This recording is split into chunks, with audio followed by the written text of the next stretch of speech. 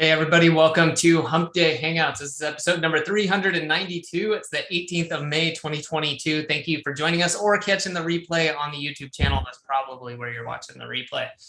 I'm going to say hello to the guys real quick.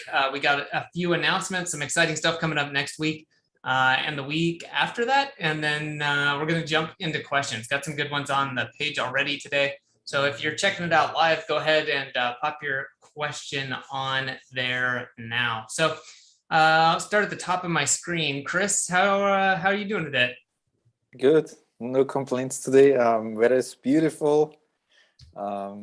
Hit the gym a couple times this week, so it's pretty sweet. And obviously lots of work as usual, but exciting projects coming. Yeah, I was about to say, yeah, more cool projects, more stuff coming. The mastermind members, I've gotten kind of first look or first crack at some of this stuff, but yeah, more is coming. So we'll touch base on some of that later. Bradley, how about you? How you doing, man? Good. Busy as all hell. Really busy. Got a kind of a big joint venture stuff thing that I'm doing with the float with Trent from the developer and owner of Flowster, excuse me. And we've got kind of a big thing that we're doing together that I have to have a bunch of SOPs done in Flowster, obviously, by June 1st. And so for the next 2 weeks, my head's going to be down and I'm going to be in there doing that. So if I'm not as responsive as I normally am, guys, sorry, but I've got an enormous amount of work to get done in the next 2 weeks. I'll get it done. I always do, but it's going to be stressful for sure. So I'm excited about that though.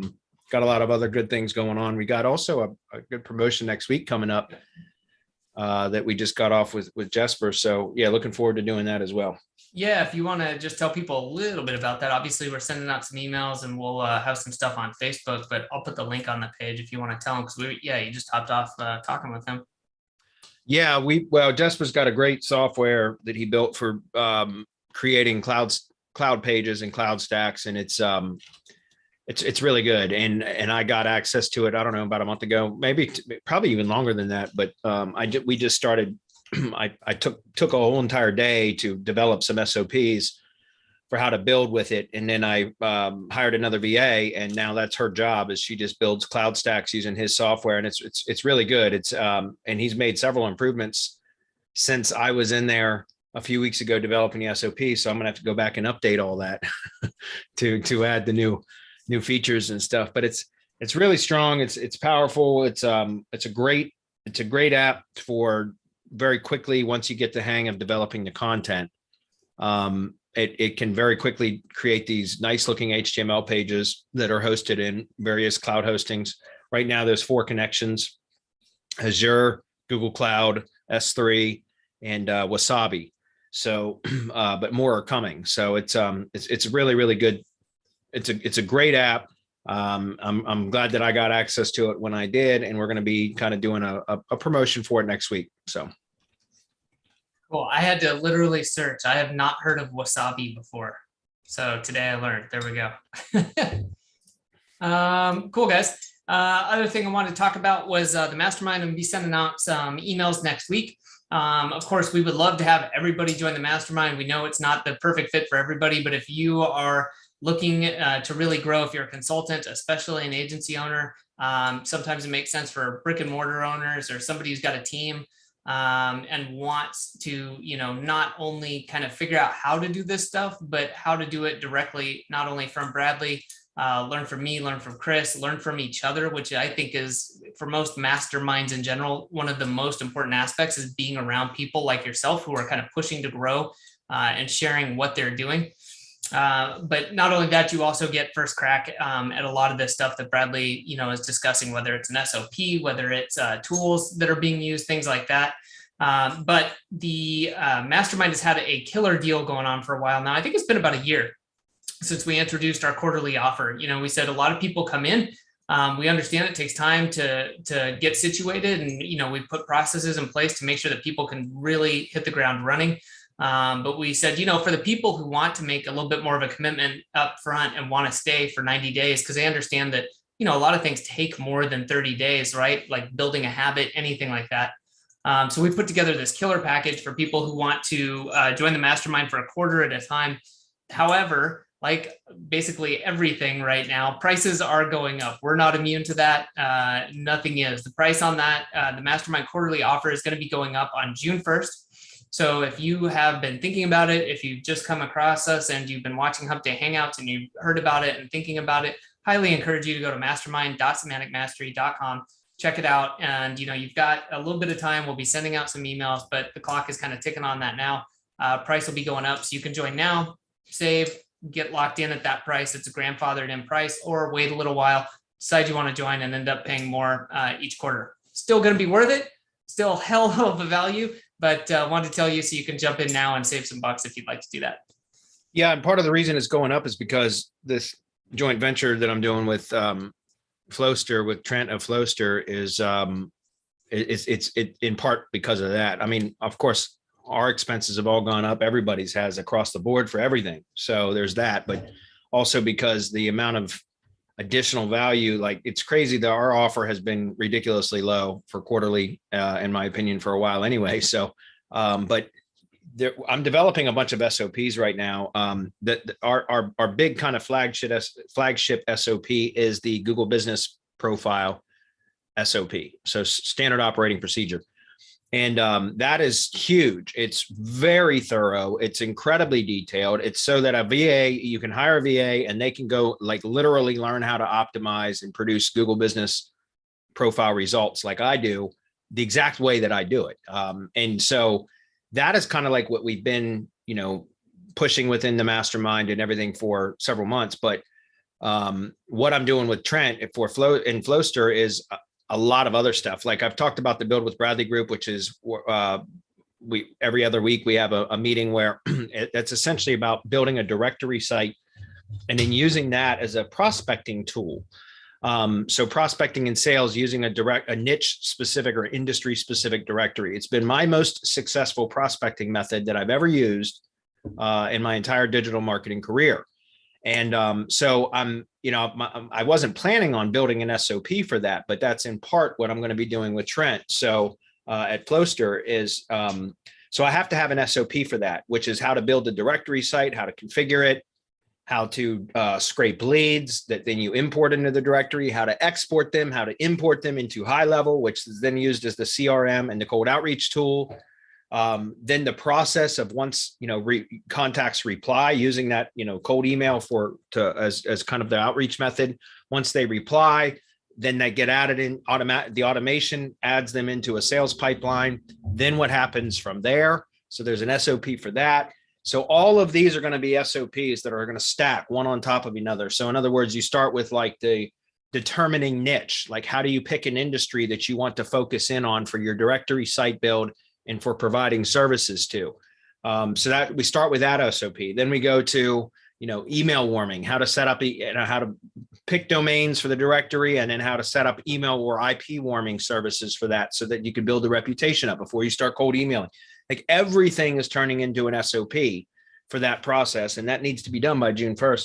So that's the whole point, is when people come into it's the only place you'll get them. You can either get the SOPs by joining the mastermind, and you get them as part of your tuition or part of your, membership fee, or you can go through Flowster and pay, several $1,000s to get them. It's entirely up to you how you want to do it. So I would recommend that you guys, if anybody's in, considering it, again, it's only going up $100 for a quarter. So that's $33 a month. So if you don't want to join right now, fine, wait. But if you want to get in and grandfather that kind of locked in price, I would encourage you to do that before June 1st. So you got 2 weeks. Clock ticking. Wanted to say a quick shout out too for our YouTube channel. If you're catching the replay, by all means, subscribe to the YouTube channel. You're already there. Subscribe. You'll get updates on new Hump Day Hangouts and when we release other videos. If you're watching us live and you're not subscribed to the YouTube channel yet, I don't know why not. That's crazy pants. Go over to YouTube, search for Semantic Mastery, and subscribe over there. So with that said, guys, anything else, or are we ready to get into it? Let's do it. All right. We're also getting closer to launching Content Kings too. I got to poke around in the dashboard a little bit last night, and it's We're coming along. We're getting there. I'm excited about that. Speaking of which, I gotta send you something special about Content Kings later today or tomorrow. All right. I'm intrigued. All right, let's we got several questions, so I think we're good. Yeah, today. Let's see. It looks like Mark, maybe. It's a huge jump. Yeah, I believe so.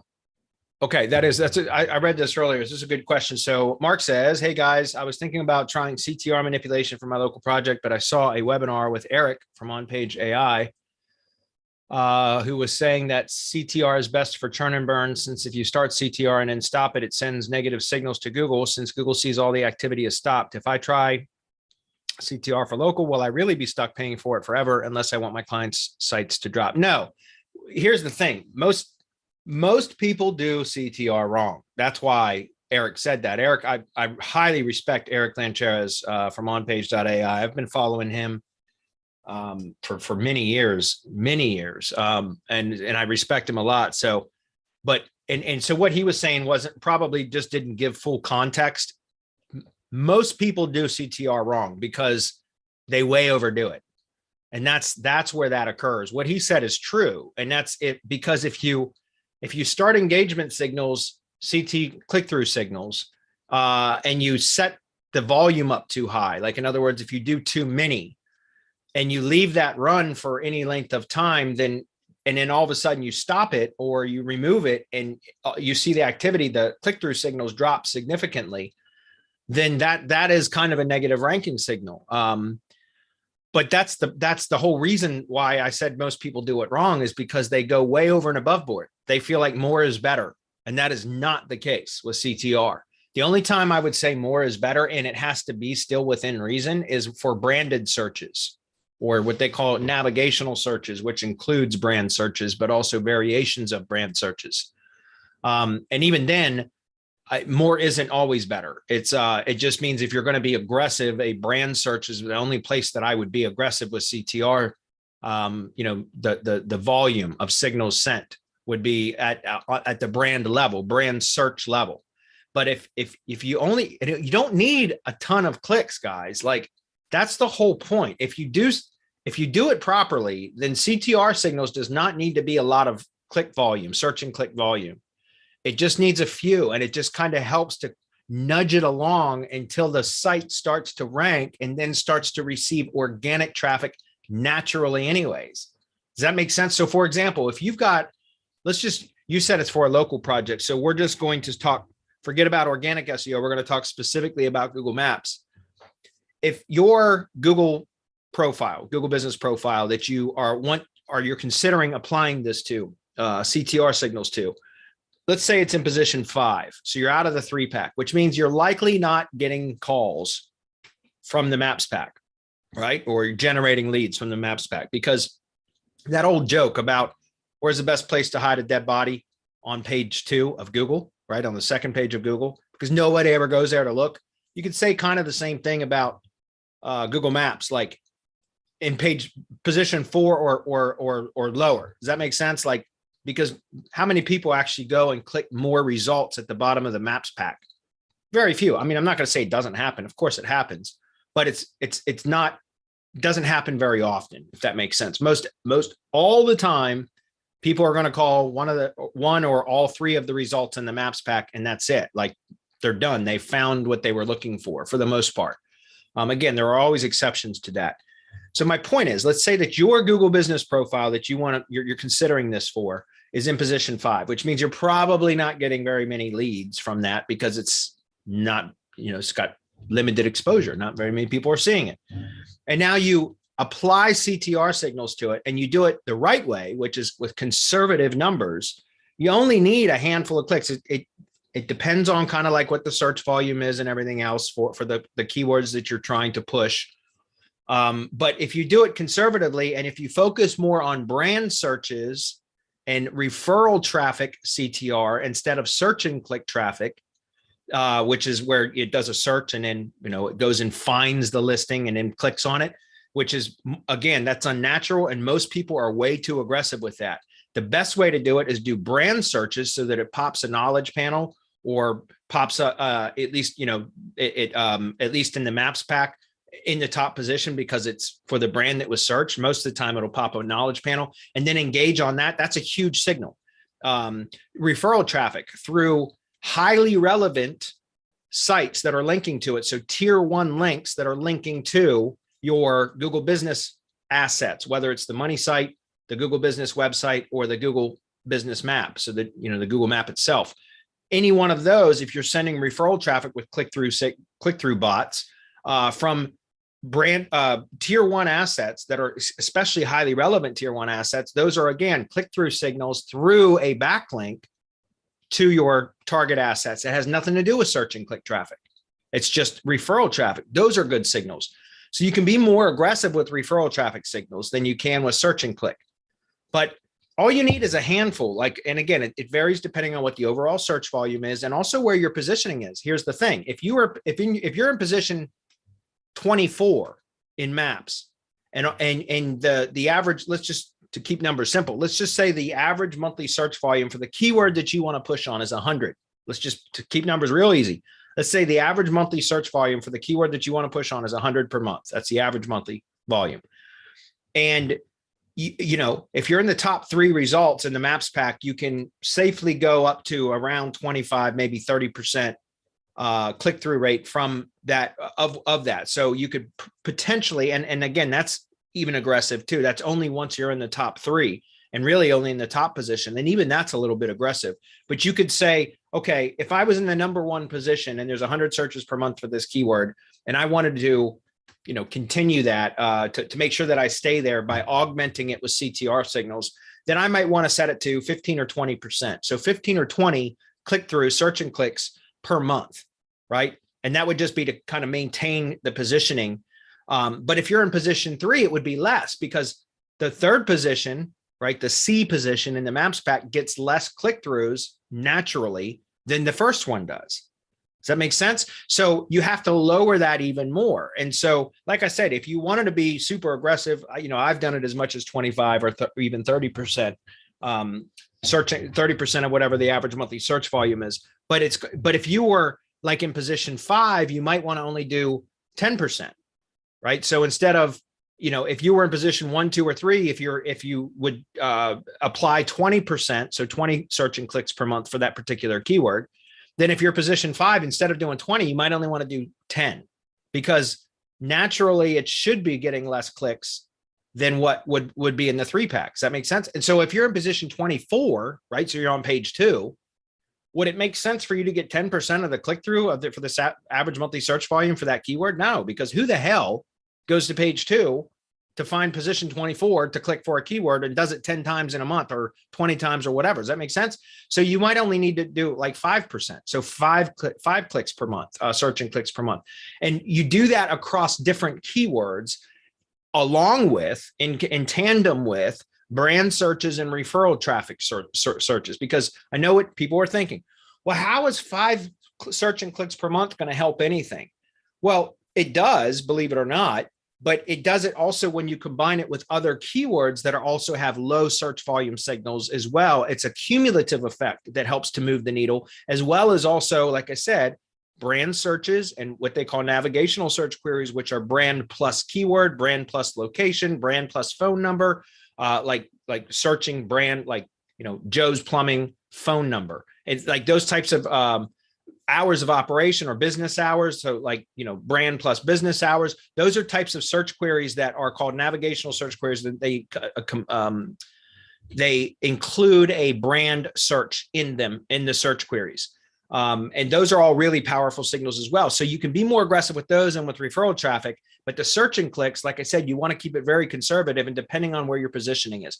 So the last point that I want to make about this is, let's say you were in position 5. So back to the original example, and you wanted to improve that, then, and let's just use that same example, the numbers that I stated. So let's say 100 average monthly searches for that particular keyword. And let's say that you set it at, 5 per month, 5 search and clicks per month. Then with the other CTR signals that I just mentioned, it should start to move up, right? Provided there's a number of other variables too. your off page, your backlink profile, topical relevance of your backlinks, your on page, all of that is also variables that have to be considered. But if everything else is right, and you're just talking about purely CTR signals, helping it to rank to go from position 5 into the 3-pack, then in tandem with those brand searches, as well as the referral traffic signals, you only need a few search and clicks per month to help to have it start to move. Once it gets into the 3-pack, then it should naturally start, provided it's a keyword that has real search volume, it should naturally start to accrue more clicks from organic users, right? So from people actually using Google and finding it and clicking through, which means now you can eliminate or reduce the number of click-throughs, or keep them, because it makes sense for the search and click volume to increase as it moves up in positioning. Does that make sense? So if the problem that Eric is mentioning, which he's absolutely right, is what we see all the time. We hear about it all the time. People come into the CTR groups that I'm members of, and I see the same question comes up all the time. Well, how many signals should, what type of volume should I send? And people will give you different kind of, recommendations or suggestions. But, we'll see, like, for that same 100 search queries per month example, we'll see people come in and jump with, like, right out of the gate, like 30 search and clicks per month or more, sometimes more. And it's in position 12 in maps. Does that make sense? So, like, you're hitting what the number 1 position search and click should, and you hit it in number 12 position with that much volume, click activity volume. And so, if it does move, if it helps at all, and oftentimes that's so aggressive that it doesn't help because it stands out, it looks unnatural, so it's just not really counted, or it might give a temporary boost and then slip back down. But even if it were to actually work, and you were able to actually move from position 12 all the way up into the 3-pack, and then you stop CTR signals, now that you're getting the 30 CTR signals that you're manipulating, as well as actual organic traffic from that and click-throughs from that keyword, because now it's in the 3-pack, then when you kill your CTR manipulation, now you've just dropped 30 search and clicks per month, just like that, if that makes sense. And that looks unnatural. So again, coming back to CTR stuff, like, it absolutely works. The problem is that people do it incorrectly. And it's probably just for, lack of understanding.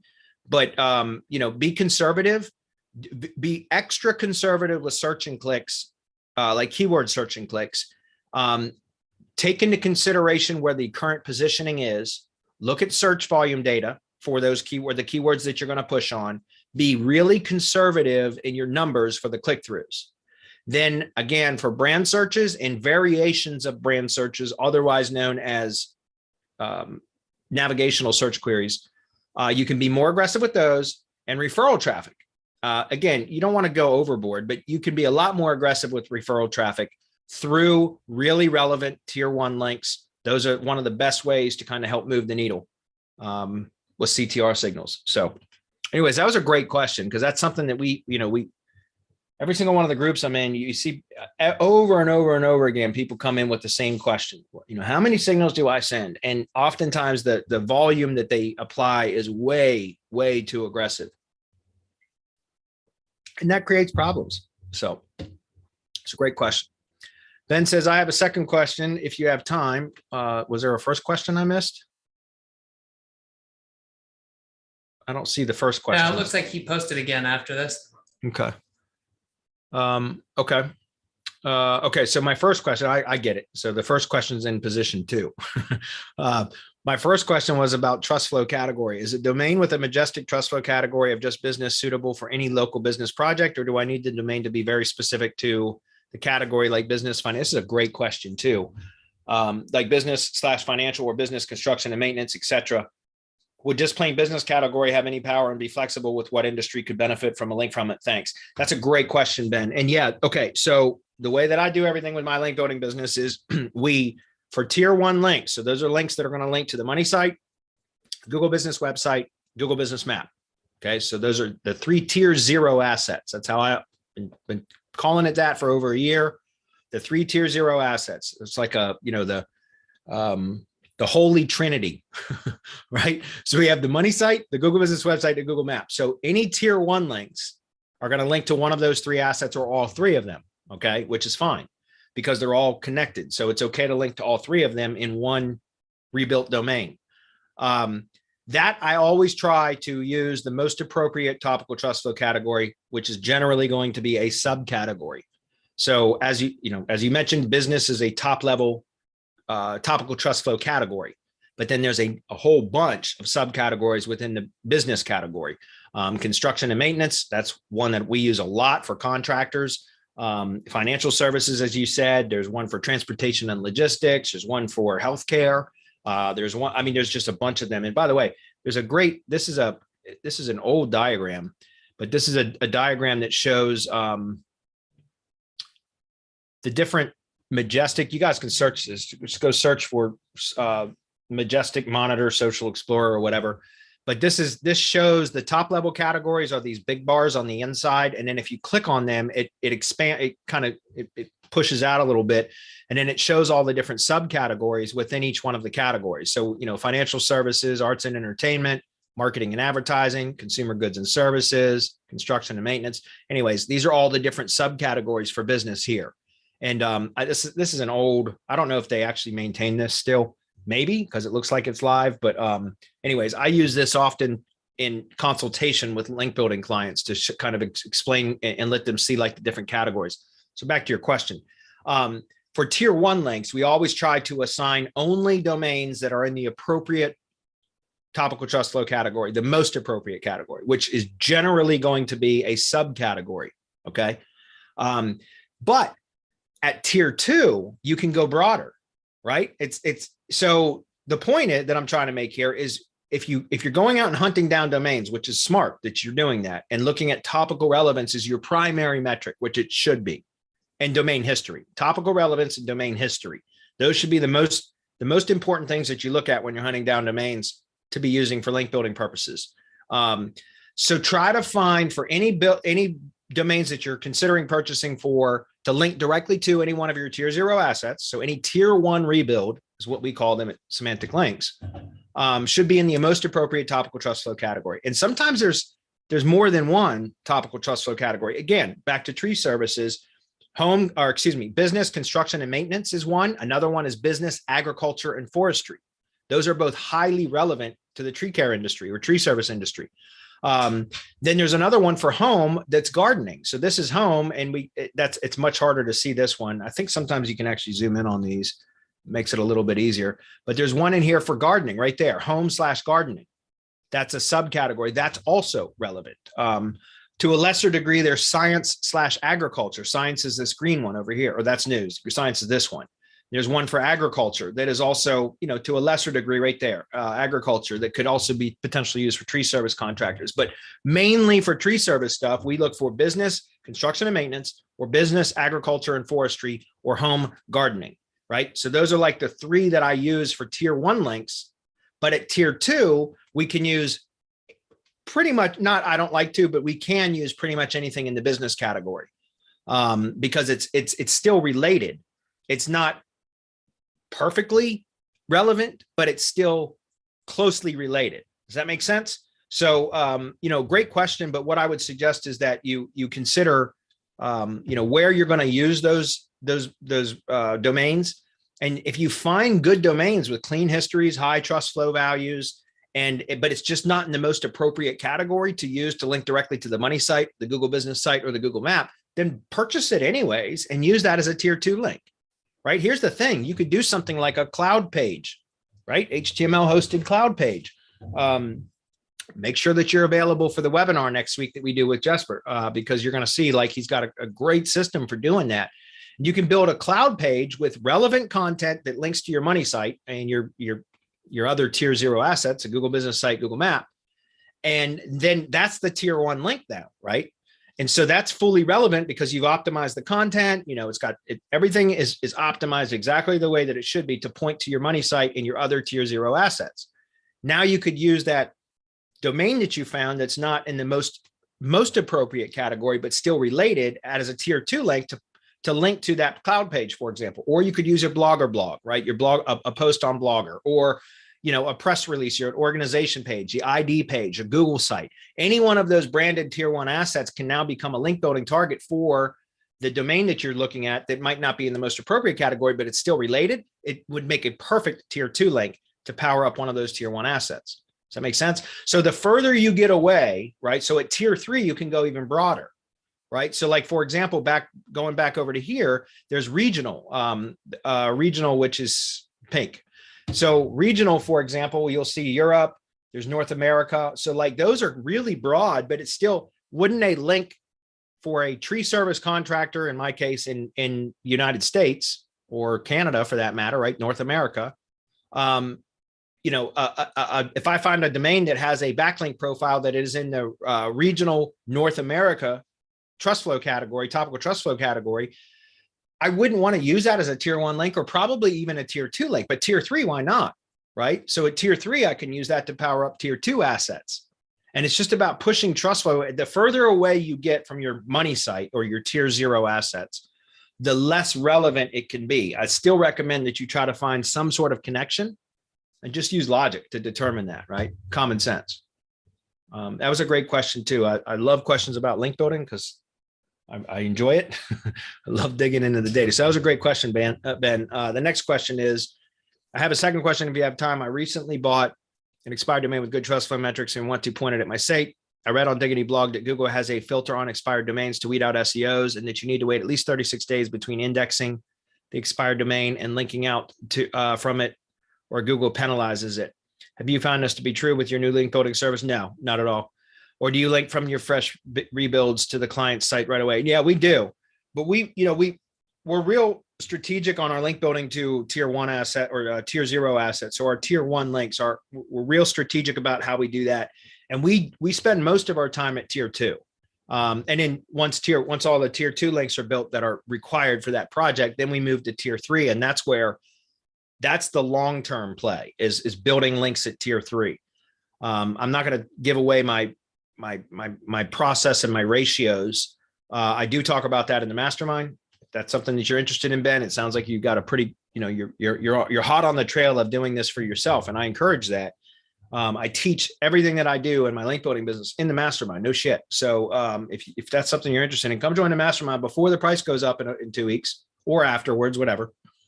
And you can learn exactly what my processes are for that, including my ratios, how I do anchor text ratios, how I do my tier 1 to tier 2 to tier 3 ratios, all of that. But getting back to what you were saying, we spend most of our time at really tier 2. We only really build links at tier 0, tier 1. So to power up the tier 0 assets, to manipulate anchor text ratios and also to get the topical trust flow.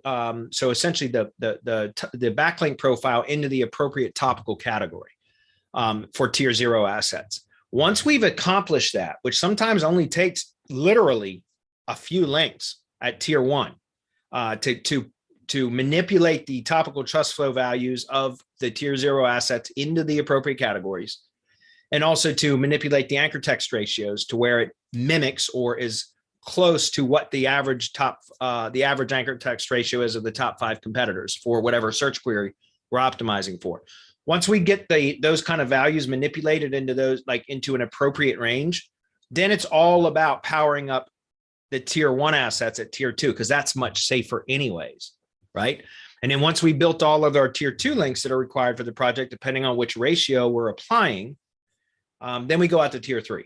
And that's kind of the longer term strategy, is just building at tier 3, because that's where the most volume of links is out at tier 3. And so I don't do that. There might be something to that. Like, I've not tested what you're mentioning here about, I think if it's a newly expired domain, or if it's a domain that has, dropped and went through auction and that kind of stuff, that might be true. But a lot of the domains that I end up picking up and finding have been dropped for months. And so, like we pick them up, we publish fresh content on them, get them hosted. It's relevant to whatever it was originally. So there could be a difference too. And again, because I haven't tested specifically what he's mentioning, but it could also be, remember, a lot of people just buy domains on metrics alone, like PADA, URDR, metrics that I couldn't care less about, right? Like, I mean, I don't give a shit about those metrics at all. I don't care about them. And in my opinion, they're completely irrelevant. And most people buy links on domains on those kind of metrics. I buy links on topical relevance, or buy domains on topical relevance. So if the domain that I purchase, I'm going to publish content that is appropriate and relevant to what its previous content was, then it hasn't had a negative effect that I've seen, if that makes sense. So there you go. Sean says, hey gang, I have some tier 1 links on a handful of sites Google doesn't think I own. I was thinking about running a press release for each of these sites to help boost them, but I'm wondering if it would be a footprint that they all have the same type of PR back. Yes, it would be, Sean. So don't do that. And you can very quickly see that with Majestic's tool, because they have the link, the link diagram part of is part of Majestic, which will show backlinks, and you can very quickly see that. That's why I stopped once I got really back into link building again, which I hadn't been for years, but I really stopped doing that. I use press releases in one very specific way. I've talked about this dozens of times, but my favorite method for press releases is to link to Google Business posts. And in the past, before I really got back into link building, I would use press releases to I've been publishing press releases regularly since 2014. No kidding. I've never stopped. But I would use press releases to link to the money site, link to the Google map, link to the G site, link to, Blogger, Tumblr, WordPress, like all of that. And what happens is when you look at it in the link diagram, a link graph like Majestic provides, you can very quickly see that the same sources are linking to multiple and assets within, and it becomes what they call a link network. And that creates a footprint. You don't want to do that. It's okay to have a link network or a footprint from branded assets when you're interlinking branded assets. So like, again, back to what I've said, we've been talking about for forever now with Syndication Academy. It's called Syndication Academy because we used to focus on syndicating content to as many different, branded assets that we could produce that would connect with IFTTT. It's not necessary as much anymore. As a matter of fact, I'm not even really doing much syndication, but where Syndication Academy is really valuable is SE, our trainer over there. Every 2 weeks, she does an update webinar where she goes she goes through how to, she's found other Web 2.0s and other web assets that we can create branded profiles on. And then she goes through the process of creating an account, optimizing the profile, and then interlinking when possible to other branded profiles. That does create a link network, but it's a branded link network. It makes sense. You're expanding your entity footprint. You're making the associations between those other branded assets to help Google identify them. And it's basically like adding nodes to the knowledge graph. We do that very intentionally. That's okay. That's different. Those are all branded assets that are interlinking to each other. But when you're talking about external backlinking, which is what you're mentioning with press releases, I focus all of my press release attention now on one asset, which is the Google Business website. And more specifically, I link to just Google Business posts. And I use that. That way, every time I get press release links, they're always just pointing to one type of asset. So it doesn't create that footprint, that link network type of footprint that is very easily identifiable with a tool like Majestic, for example. So that's a good point. I would recommend it. No, press releases are great, but there's other ways to do it to kind of power up those tier 1 sites. I would recommend that you're using other, external link sources that do not in different sources, if that makes sense, to power up your tier 1 links. Okay. Paul Thompson says, hey, Bradley, would it be better to point a topically relevant expired domain at tier 1 rebuilds or at tier 1 branded properties? Is there a priority between these two? I don't like to do redirects that often. I will do them. I just don't like to do them often. And it depends on where I'm going to point them. If that's what you're talking about, just doing a straight redirect. You can do it. And if you're going to do just a redirect instead of actually building a page or a site on the expired domain, then I would, you could point to a tier 1 asset or to a, another tier 1 build that you rebuild, as I call them. Either one of those would work. I would prefer probably to point it to another rebuild though. Honestly, that's what I would most likely do. I mean, I was just teaching them in the mastermind last week, how I found an expired domain with really high metrics. But here's a tip. And I don't know that I should give this away here, but one of the questions that came up recently is like, how many referring domains are you looking for? Is there a limit, like a minimum referring domain requirement when I'm looking for domains to purchase? And my default setting is it has to have a minimum of 5 referring domains. And that is because, you can oftentimes find domains that have clean histories and have really good trust flow metrics in the appropriate, topical trust flow category that you need, but it might have just one external backlink that it's getting all of its metrics from. And that's okay if that backlink has been present for a long time. What is the threshold for a long time? Well, that's up to you. For me, I like it. If I will only consider domains with less than 5 referring domains, if the backlinks that are pointing to those domains that are the ones that are generating the power, right? The trust flow value, if they've been present for 2 years or longer. However, I will make an exception if I find a really clean, highly, high trust flow value in the appropriate category domain that has a, less than 5 referring domains. And, the links that are providing the power that are pointing to that expired domain are less than 2 years old. I will still consider purchasing it, but only to be used as a redirect, not to go through the trouble of building another site or page for it, because it's likely that if that backlink or backlinks that are producing the power are less than, a year old or whatever, that they're going to be discovered. It's going to be discovered that whatever they were linking to originally is no longer live and you've purchased it and you're using it for something else. And if they discovered that it's now linking to something that they didn't intend to link to originally when they built that page or that site, or they linked to that domain, then it could likely be removed. That link's going to be removed. And if that link or links, a couple of links, whatever, are the ones producing all the power, then you just lost all of that. And it's worthless. So why go through the trouble at that point of building a page, developing the content, taking up a hosting slot, all of that, when there's the danger of it being removed? If that link has been present, or links that are producing the power have been present for 2 years or longer and has remained untouched, then it's likely it's not going to be discovered. I mean, it still could be, but it's less likely to be discovered because it's an older project and it hasn't been touched in years, right? And so those are, that's just kind of like the tip. I don't like to do redirects that often, but I will if there's danger. So for example, on the mastermind webinar last week, I found one with like trust flow 39 in the business, agriculture, and forestry subcategory, which is what I use for tree service stuff. So I selected a press release that was on one of the premium distributions. So it's on Globe Newswire, which has got 3 do follow links in the footer. At least if you're using Press Advantage premium press release distribution on Globe Newswire, there's 3 do follow links underneath the press release body, like the content body of the press release. There's 3 do follow links at the bottom of that. One goes to the original press release where it was originally published, which is on the Press Advantage domain. The other link goes to the Press Advantage organization page for that organization. And then the third link goes to the money site or whatever site you have in your organization page. So those are 3 do follow links. So I pointed a redirect with a 39 trust flow in the right business, agriculture, and forestry topical trust flow category at that press release. And it wasn't 72 hours later and that the trust flow values jumped to like, I don't know, 34 or something like that.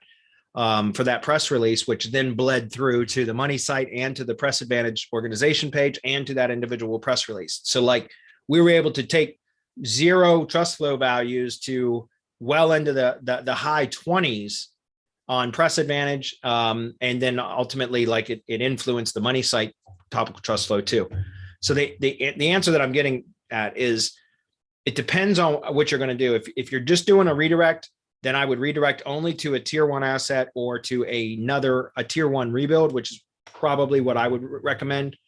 If you're going to take the time to build on it, then, I would only reserve that for domains that have, a minimum of, like I said, 5 referring domains, or at least a history that the referring domains that are producing the power have been present and unchanged for at least, in my case, my minimum threshold is 2 years. Does that make sense? Because otherwise you waste a ton of effort and time building a page that could very likely lose its trust flow value like overnight if somebody discovers that the domain that, the link is no longer pointing to what they intended to. So anyways, these are all great questions, all link building questions. I love it. BB says, hey guys, when you go to SEO marketing, is it ever ending content writing and backlink generating, or can you stop at some point? Yeah, I mean, it depends, but it always does. But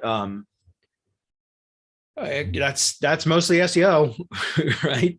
Developing content and generating backlinks. There's a number of other things that we do, but it's all about content and links, and engagement signals. Right now, engagement signals is a big part of that. So yeah, it really never ends. It's part of the business. So if you don't like writing, and I don't, hire writers. Stat simple. Or hire VAs and then have them learn how to write using various tools, which we've discussed at length over, on these Hump Day Hangouts for months and months and months. There are tools out there that just literally make it, you don't have to be a writer to develop outstanding content with the tools available now. I talked about this before, but outranking.io is by far my favorite. It's the best. But there are some other options that are quite good, like WriterZen on AppSumo. I love it. I absolutely love that tool. That's a great tool. We use that for our link building, for content, for link building stuff all the time. But yeah, you can, if you don't like writing, I don't like writing content. So I just learned how to use the tools enough to be able to produce SOPs so that I could train my lead blogger, but then subsequently additional bloggers or writers, content developers. And now they do all the writing. Like I don't have to anymore, other than occasionally when I have to develop some training for something. But I certainly don't like to write.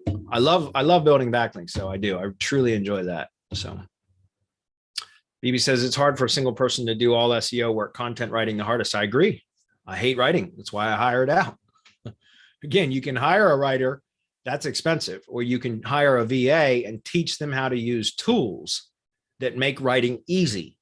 And then again, you're not doing it. Then it's their job, and they'll do it, right? You just provide the tool and then pay them to, learn how to use the tool. There's a couple of ways you can do that too, right? You can hire somebody, and as long as the tool that you're using or the app has really good training. WriterZen is a great example of that. WriterZen, I think his name is Daniel Nguyen, is the developer. He does all of the training videos too, and he's really passionate about his app, about WriterZen and his whole process. It's very thorough. He's got fantastic training. So you can hire a VA and make it part of their job to learn how to use the tool, where you don't have to learn how to use it. It's good if you have an understanding of it.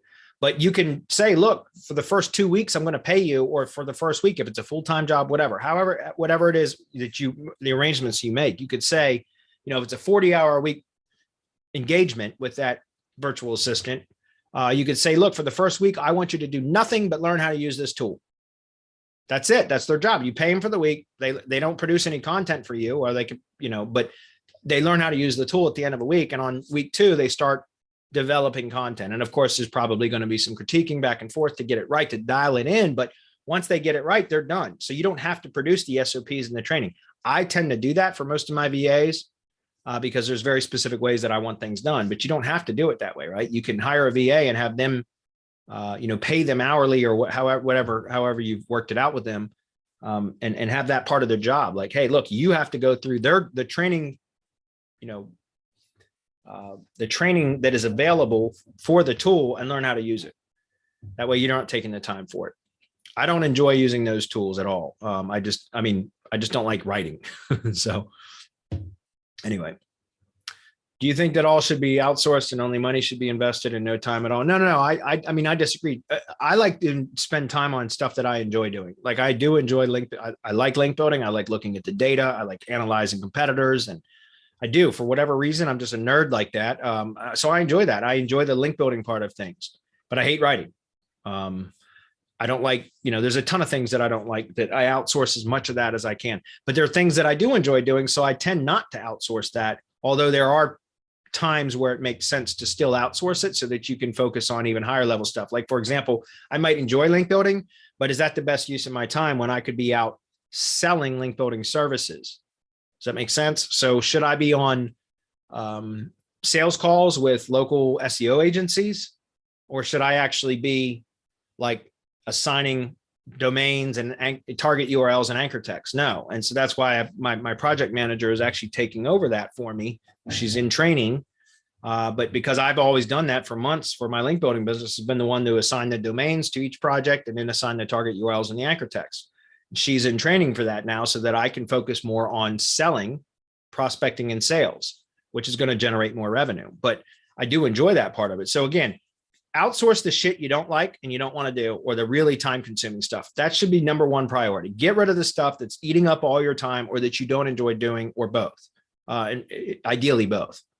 Once you have that outsourced, now you can focus in on what you do enjoy doing, refining your processes, right?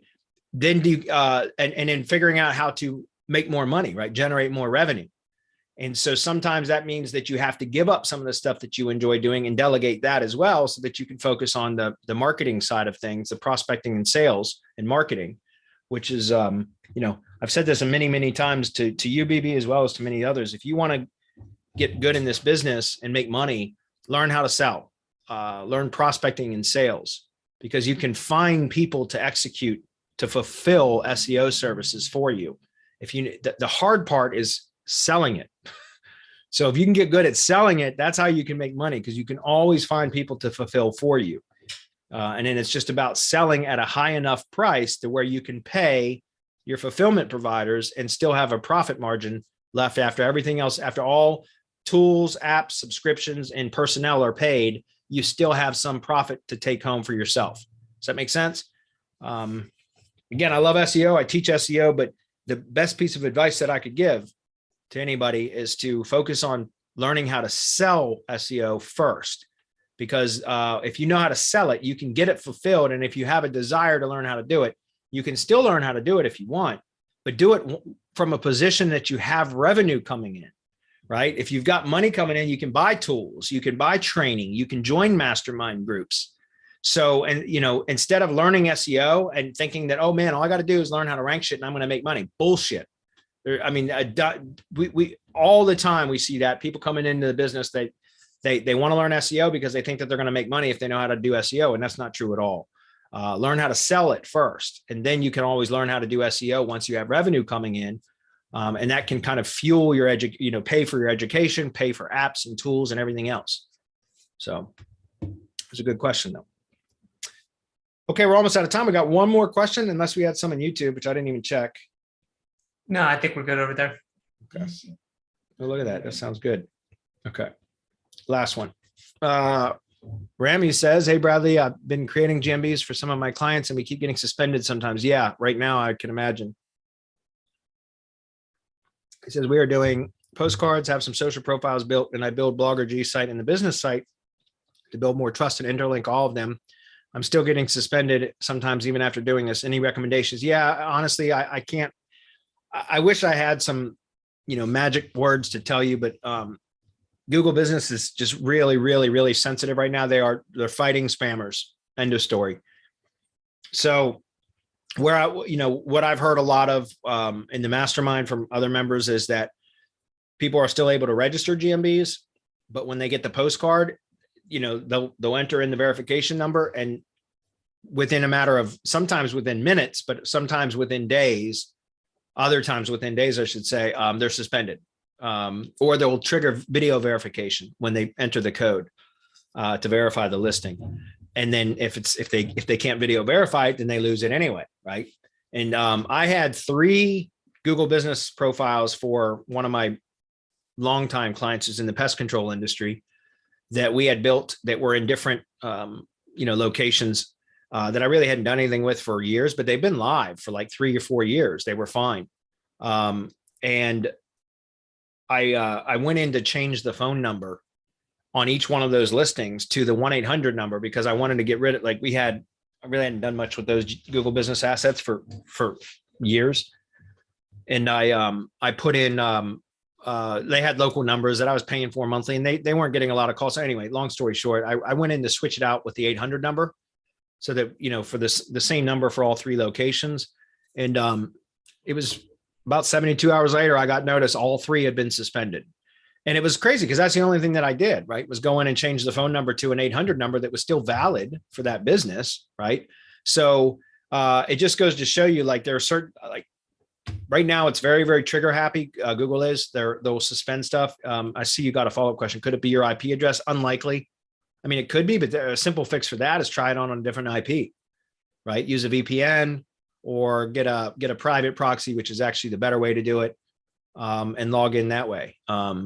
You could even potentially log into the Google account on your mobile device, turn off Wi-Fi, use your mobile data plan, and log into an account, like open an incognito window in Chrome on your phone, and then log into the Google business account for one of those locations. Now that's a different IP entirely, right? And if you're on mobile, then it's, each time you reset your phone or whatever, it'll be a different IP anyway. So that's completely different from the IP that your computers are running off of from your home or your Wi-Fi, if that makes sense. So if you feel like it's an IP address, there's an easy way to test that. Like I said, is just use a private proxy or a mobile proxy, or you can just do that with your mobile phone.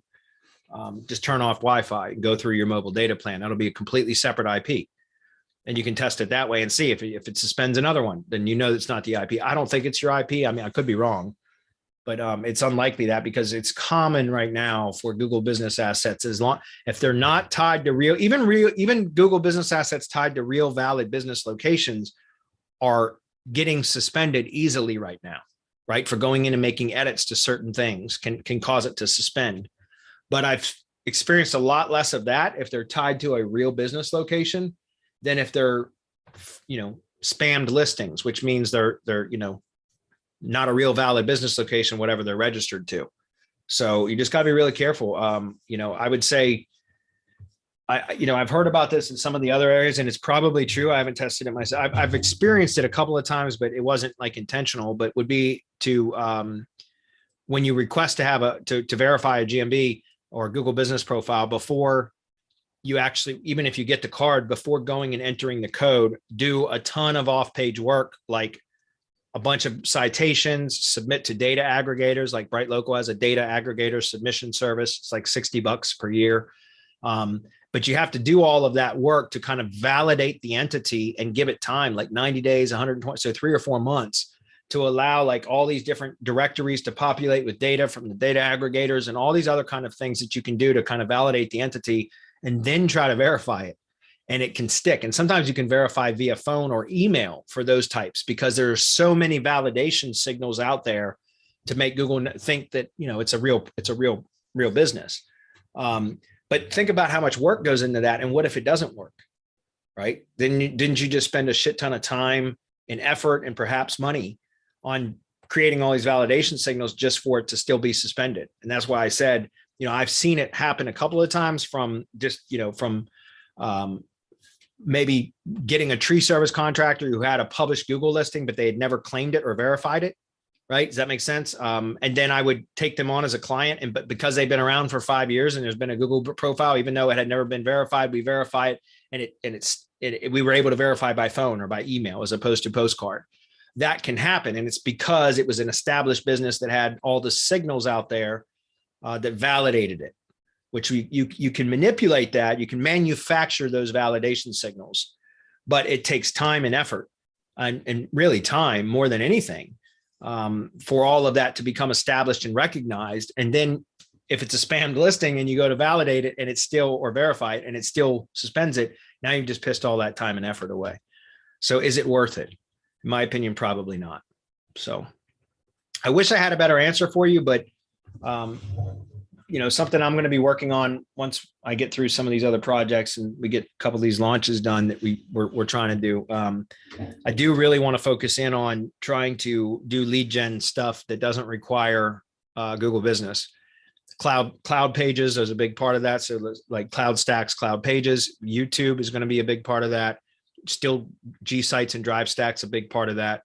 But I've got a lot of testing that needs to be done before I can start teaching about that. And I haven't had the time to do the testing right now. So I'm hoping by by the end of this year, I can really get into that and we can develop some methods that can generate for local lead generation methods that don't need Google Business. So because very specifically what I mentioned, it's just getting so much harder to do that. The only other alternative option is to go find real, go back to traditional client agency relationship or retainer model, which is where you go find valid businesses that have real business Google business profiles, right? And then optimize theirs. That sucks because we lose a level of control. But if we can't create our own, what do we do? You know what I mean? Anyway. Okay, guys, we're done. Thanks everybody for being here. We'll see you guys next week. Thanks, Adam.